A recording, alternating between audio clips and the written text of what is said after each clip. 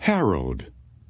When it got hot in the valley, Thomas and Alfred drove their cows up to a cool green pasture in the mountains to graze.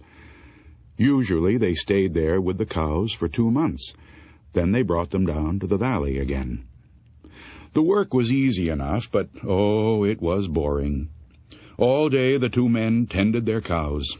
At night they went back to the tiny hut where they lived. They ate supper and worked in the garden and went to sleep. It was always the same. Then Thomas had an idea that changed everything. "Let's make a doll the size of a man," he said. "It'd be fun to make, and we could put it in the garden to scare away the birds." "It should look like Harold," Alfred said. Harold was a farmer they both hated. They made the doll out of old sacks stuffed with straw. They gave it a pointy nose like Harold's and tiny eyes like his. Then they added dark hair and a twisted frown. Of course, they also gave it Harold's name. Each morning on their way to the pasture, they tied Harold to a pole in the garden to scare away the birds. Each night they brought him inside so that he wouldn't get ruined if it rained. When they were feeling playful, they would talk to him. One of them might say, "How are the vegetables growing today, Harold?"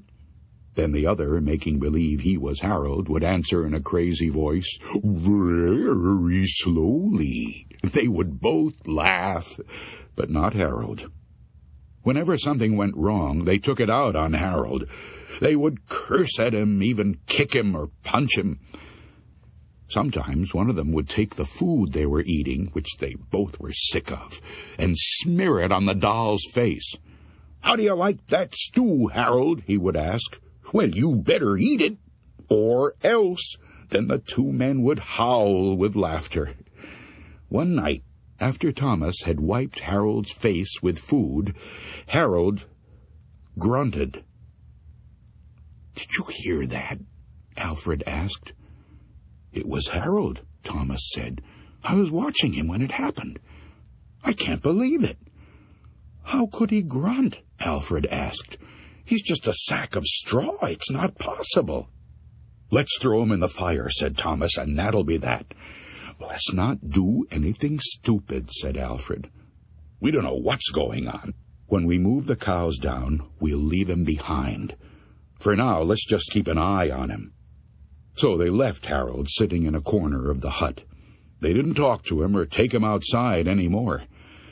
Now and then the doll grunted, but that was all. After a few days, they decided there was nothing to be afraid of. Maybe a mouse or some insects had gotten inside Harold and were making those sounds. So Thomas and Alfred went back to their old ways. Each morning they put Harold out in the garden, and each night they brought him back into the hut. When they felt playful, they joked with him. When they felt mean, they treated him as badly as ever. Then one night, Alfred noticed something that frightened him. "Harold is growing," he said. "I was thinking the same thing," Thomas said.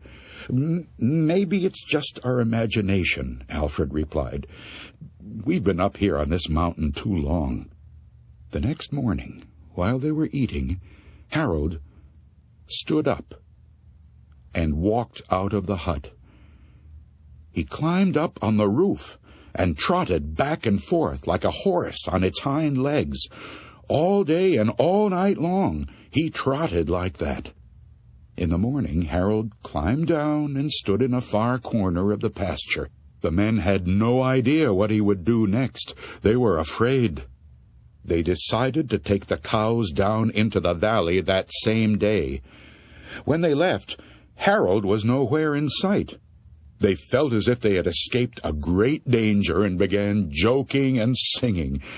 But when they had gone only a mile or 2, they realized they had forgotten to bring the milking stools. Neither one wanted to go back for them, but the stools would cost a lot to replace. "There really is nothing to be afraid of," they told one another. "After all, what could a doll do?" They drew straws to see which one would go back. It was Thomas. "I'll catch up with you," he said, and Alfred walked on toward the valley.